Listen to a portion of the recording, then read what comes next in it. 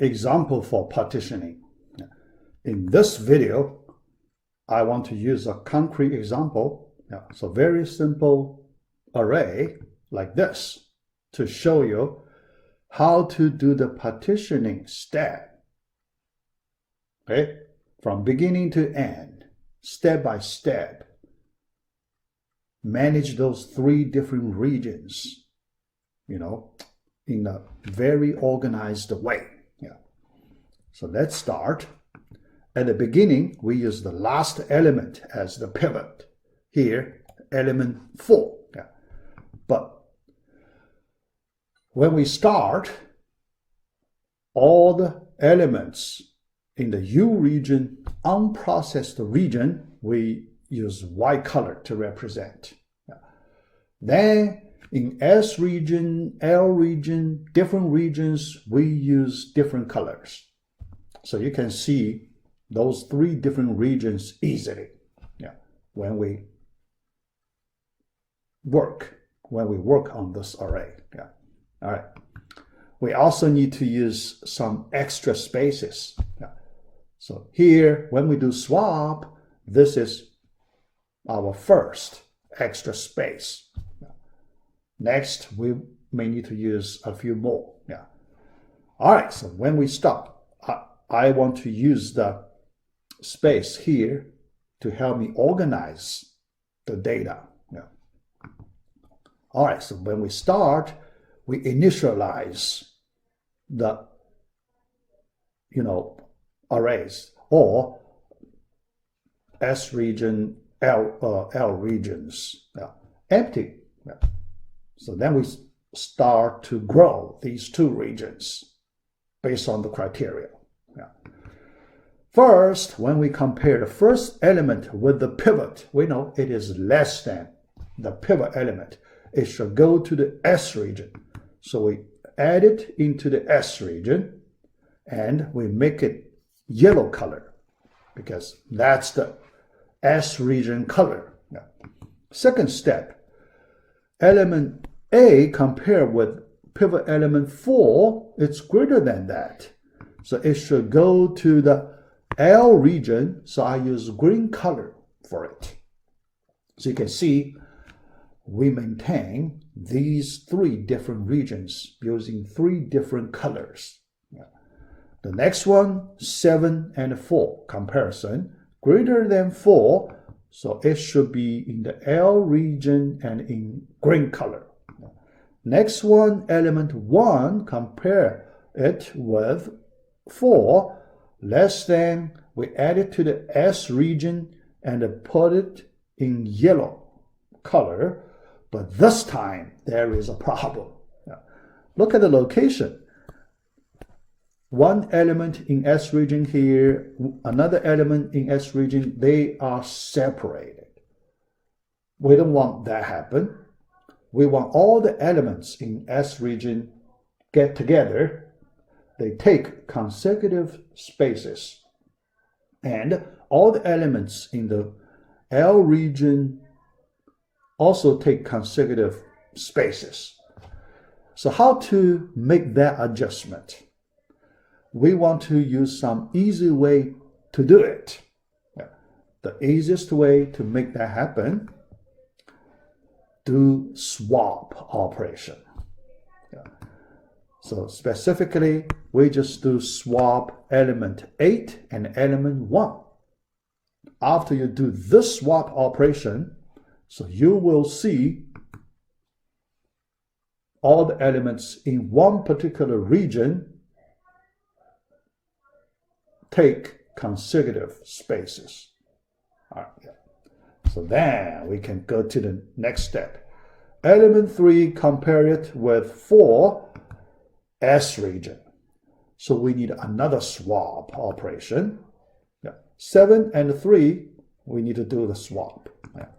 After that, the last element 5, compare it with 4, greater than 4. So in the L region, color green, and we finish processing all the elements. But there is last step. the last step is we need to place the pivot element in place, right? In place. So that's important. Yeah. Somewhere in the middle to separate two subarrays for the partition. Okay? To do that, another swap, our last swap to get it. Yeah. Swap 8 and 4, element 8 and 4. After that, so now you see the partition step is done in this way. Yeah. So in an organized way, right? So yeah. So you can see to organize data well, that is very important in our problem solving in algorithms. Yeah. But not done yet. We have the last issue to discuss. The last thing we need to discuss. Yeah. So that is how to control S region, L region technically, right? So there is some technical detail we need to look at to control S region and L region. So it is very simple. Yeah. To control, we just use two indices, two count variables. Yeah. I variable, J variable, two indices. Okay, to control S region, L region. Yeah. S region, we use the array part A from 0 through I.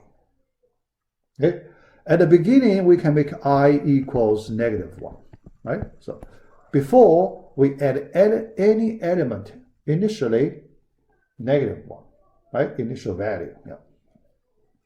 All right. And the L region, we use the array part from index I plus 1 through J. Okay? Yeah. And that's before the final implicit step. The final implicit step, the last one, the last swap, we can do that easily. Yeah. All right. So when we grow these two regions, we change I and J. Okay. Yeah. For example, when we grow S region, we just increment I counter. Yeah. So I counter by 1. Yeah.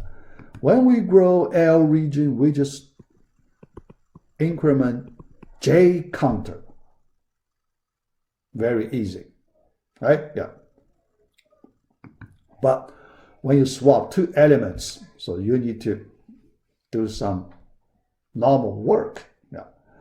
But if you manage these two counters carefully, yeah, so you can do that partitioning easily. Yeah. All right. So this kind of detail you need to understand well, because you need to write your second project implementing all these things. Yeah. All right. So that's the video number 2 for this part. We have 2 more videos. We need to discuss the efficiency. Yeah. Mainly, I just look at the best case and the worst case. Yeah. The average case, very complicated if we want to do it mathematically. Very hard to do the analysis in mathematics. So we can only do empirical analysis for average case efficiency. So that's our project number 2 is designed to do another empirical analysis for the quicksort. Yeah.